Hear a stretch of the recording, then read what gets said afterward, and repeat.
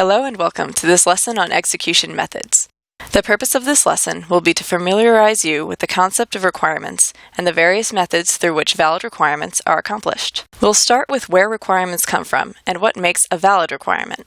We will then talk about how the requirements are met and whose responsibility it is to execute. To meet the objectives, we'll begin by going over the work management process. Then, we'll talk about internally and externally generated requirements. Finally, we'll dive into the actual execution methods and discuss the roles of the customer, operations flight, and engineering flight in accomplishing work. Work management is the process by which CE is made aware of needs throughout the base, decides the authenticity of the need, determines what work must be done to meet the need, and finally, who is responsible and how that work should be accomplished. Everything starts with the customer, who can be anyone from the facility manager to the wing commander to the activity management planner, or AMP. The customer, whomever they may be, submits a requirement to CE. It is important to differentiate requirements from work. A requirement could be as simple as turn up the heat, whereas the work needed to fulfill the requirement could have a range of complexity. It could be as simple as resetting the HVAC set points, or as complicated as repairing the HVAC control system wiring.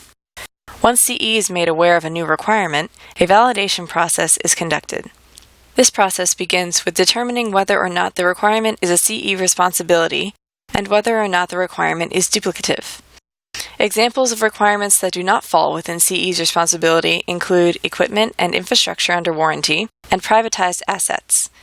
Emergencies, or requirements which pose a threat to life, health, and safety, should be mitigated by CE personnel immediately, but any follow-up work on equipment covered by warranty or privatized infrastructure should be accomplished by the responsible party.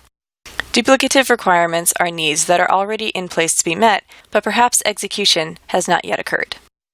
Emergencies and some simple requirements can go directly to the shops for execution.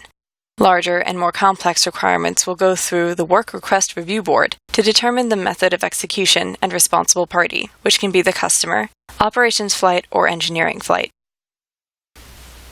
Requirements can be internally or externally generated. When we say internally, we're talking about from within CE. These requirements may take the form of post-emergency work and preventive maintenance, or they may be identified by AMPs, sub-AMPs, CE leadership, or individuals in the shops. External requirements come from customers outside of CE and can also be made manifest by new policy or regulation. Here are some examples of internally generated requirements. Post-emergency work is exactly what it sounds like, work that is accomplished after the threat has been mitigated. This type of work can include replacing the carpet after a pipe burst or replacing charred ceiling tiles after a small fire. Preventive maintenance, or PM, is work which is done to keep assets in good working order. Because it is CE's responsibility to schedule and conduct PM, it is an internally generated requirement. Preventive maintenance task lists identify what PM needs to be accomplished. While on the job, craftsmen may identify other requirements, like corrective maintenance. AMPs and sub-AMPs use sustainment management systems like Builder and Paver to identify requirements. These requirements are based on the condition of the asset.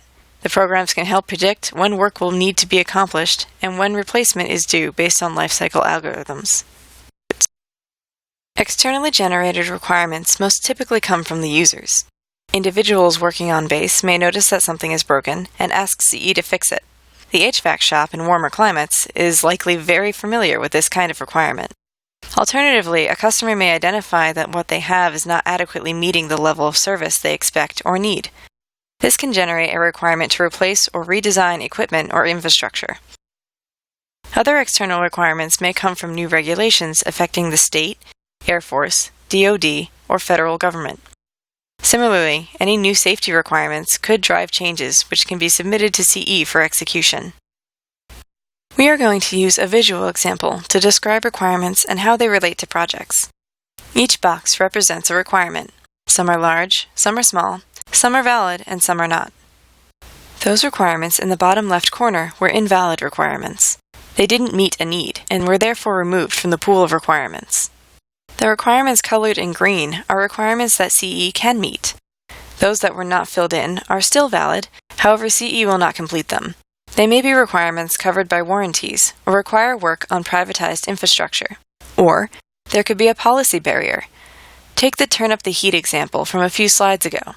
Some bases have no heat or no cool seasons because, for certain months out of the year, the average temperatures do not exceed comfortable levels. If a cold front rolls through during a no heat season, in many cases, CE will not be able to meet the requirement, unless a higher authority like the wing commander temporarily allows it. Alternatively, the requirement may fall under another entity's responsibility, or CE may simply not have the resources, like money or manpower, to complete the requirement. Sometimes, different requirements can all be met through the same execution method.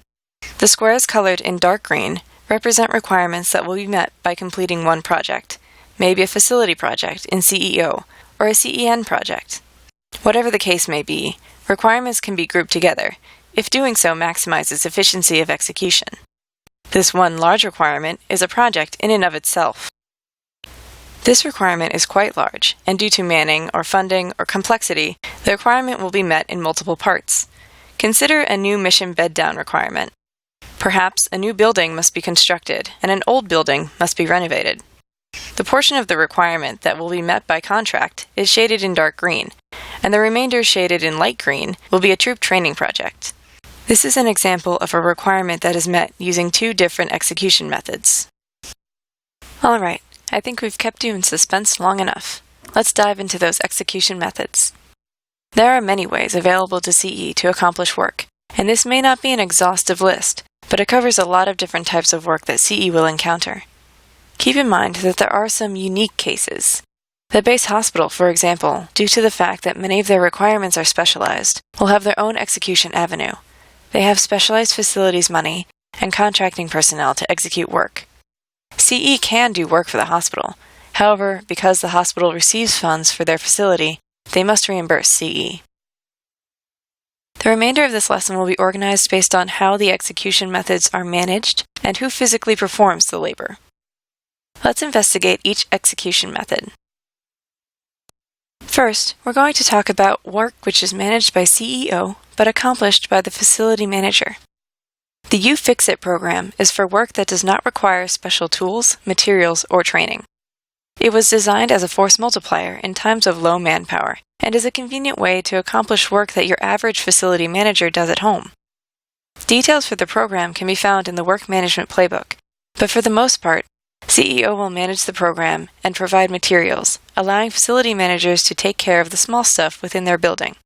Examples include changing light bulbs, replacing toilet seats, replacing ceiling tiles, and changing outlet covers. Next, we're going to talk about work which is managed and accomplished by operations flight. Organic in-house work is what the shops do every day, preventive maintenance and corrective maintenance. These come in the form of work tasks. A grouping of work tasks that need to be accomplished together to fulfill a requirement is called a facility project. This work is prioritized based on the type and mission priority, in accordance with the Operations Engineering Playbook. Troop training is an execution method which serves two purposes. It allows for the accomplishment of work to fulfill a requirement and serves as readiness training for craftsmen, EAs, and young leadership. The physical labor is performed by the shops, but in some cases a young lieutenant or captain will be in charge of designing, scoping, estimating, and managing the project under the guidance of a superintendent. Troop training must meet certain criteria in accordance with AFI 10-210. One of the stipulations for this execution method is that the project must be multi-craft. Some examples include constructing an addition, installing an outdoor workshed complete with lighting and outlets, or gutting and renovating a bathroom. There are several execution methods which are managed by operations flight and conducted by contractors. The first is contract by requester. In cases for which a valid requirement cannot be accomplished by CE due to manning or the nature of the project, the requester may opt to pay for contracted labor themselves. This avenue is for very simplistic projects only. For example, if a customer wants something that is nice to have, but does not directly impact their mission, it is called an enhancement project. Consider a user looking for cabinet installation for a break room. CE, due to emergency response, preventive maintenance, and corrective maintenance, will not always have the time to go out to complete this type of work. However, using the customer's funds, OpsFlight can manage a contract with a home improvement store to install the cabinets. Form 9 and Government Purchase Cards, or GPCs, are avenues through which CEO can pay for contractor services. Due to strict monetary thresholds, these projects must be small, one-off, single-craft, simple, and inexpensive. Form 9 and GPC purchases are a great way to get specialized or time-consuming work accomplished. Service contracts, or contracts in place to provide specific types of labor, are managed by Operations Flight. The big three are recurring service contracts, meaning that they are constantly maintained, because it is unlikely that there will ever come a time when we don't need them. Refuse is the trash removal contract, grounds is the lawn mowing and weeding service, and custodial is the cleaning contract. Non-recurring service contracts are for specific needs that aren't needed on a consistent basis. Examples include things like mold removal, asbestos abatement, gym floor and bowling alley lane resurfacing, equipment repair, kitchen hood and duct repair, and landscape renovation. To learn more about service contracts, see the Service Contracts Playbook. The Quick Fix contract is a method that can be used to get small construction or repair projects accomplished. These projects are usually simple enough to stay in Operations Flight, but not expensive enough to be carried out by Engineering Flight. The Quick Fix contract covers this middle ground. The Defense Logistics Agency, or DLA, can also be used for minor construction in a contract managed by CEO. DLA is not limited by monetary thresholds, however, meaning that they can take on larger and more complex projects, which may be managed by CEN. Now we're going to consider 3 different contracting methods which are managed by CEN. There are 3 primary contracting vehicles by which Engineering Flight will accomplish projects: SABRE, or JOC, MAC, and RFPs. These were put in order based on the amount of time to award the projects. Simplified Acquisition of Base Engineering Requirements, or SABRE, and Job Order Contracts, or JOC, are the fastest way to award a project in CEN because the pre-designed project will go to one contractor, who will then provide a quote to be reviewed by Engineering Flight and will commence work upon approval. SABRE and JOC are good for maintenance, repair, and construction projects beyond the scope and budget of Operations Flight. Multiple award construction contracts are used for larger repair and construction projects.